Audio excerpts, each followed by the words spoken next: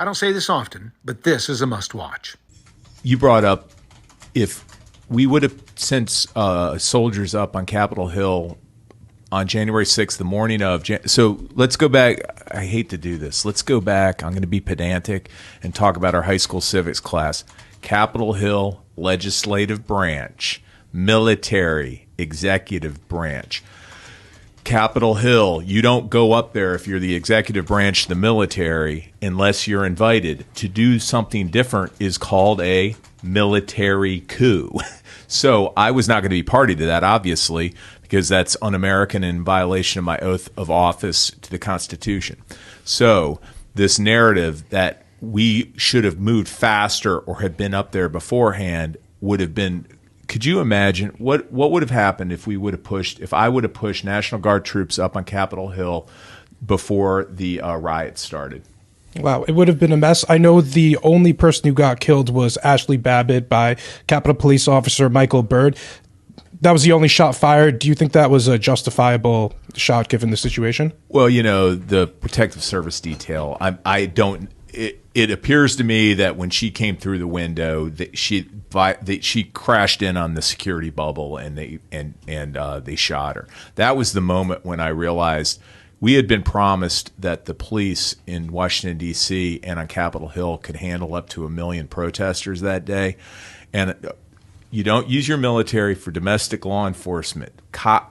That's what we have cops for. You don't use military, you don't use soldiers to do domestic law enforcement until civil society is broken down, like a natural disaster in New Orleans. Everything's gone to, what?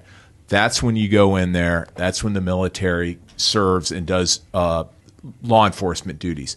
Until that happens, keep the military out. The military, you talked about Vietnam. Military really violated tons of American civil liberties by spying on Americans. These are the things that are They're still doing it. Yeah. My last follow-up was going to be many people in the Trump administration decided to resign as a result of January 6th and the events following it. You chose not to. Can you tell me a little bit more about that decision? Yeah, because I wanted to get more facts. So, I had been in combat a day or two. I'd been a leader in the military, commander in the military, and you got to be stable. You got to be steady, right? That's what good leaders do. I saw a lot of those political figures that bailed that day doing it for political reasons. I was like, we need to find out what happened. We're still finding out what happened that day.